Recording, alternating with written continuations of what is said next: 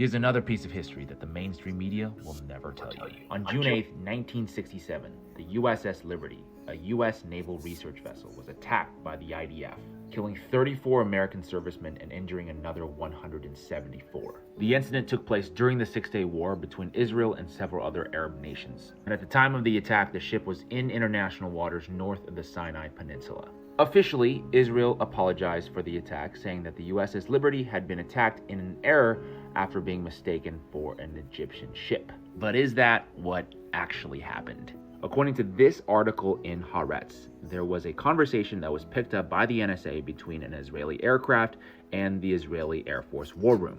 Pilot to the war room, quote, "This is an American ship. Do you still want us to attack?" War room back to the pilot, "Yes, follow orders." Pilot then again to the IDF war room, "But sir, this is an American ship. I can see the flag." War room response to the pilot, "Never mind. Hit it." We also have this declassified CIA document that captured this quote from an anonymous source saying that Dayan, who is then the Israeli defense minister, personally ordered the attack on the ship, and that one of his generals adamantly opposed this action and said, "This is pure murder." Several books and the BBC documentary USS Liberty Dead in the Water argued that Liberty was attacked in order to prevent the US from knowing about the forthcoming attack in the Golan Heights, which would violate a ceasefire to which Israel's government had agreed. Now we're understanding the history goes back a long way. This government has never been a big fan of ceasefires. Anyway, there was also this BBC article, which pointed out intercepts recorded during the incident reveal how America was convinced that the attack was intentional, and the minutes of a White House meeting clearly suggested that President Johnson believed the attack had been deliberate.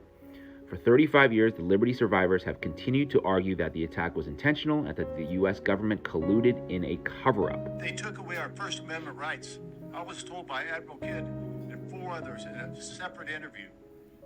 I told them exactly what I saw and what I thought. He took his stars off. He says, "Now, I'm just like your dad. Just tell me everything." And I did.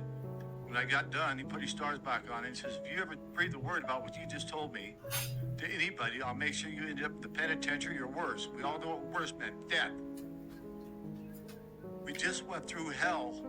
We've been going through hell for 56 and a half years for the truth. Our own government did this to us. Today, the veterans are still calling for a full investigation by Congress into the incident. It remains the only case of an attack on a U.S. ship without a full congressional inquiry. But yes, Congress, $26 billion more for Israel, our closest ally, and also the country that can never do no wrong.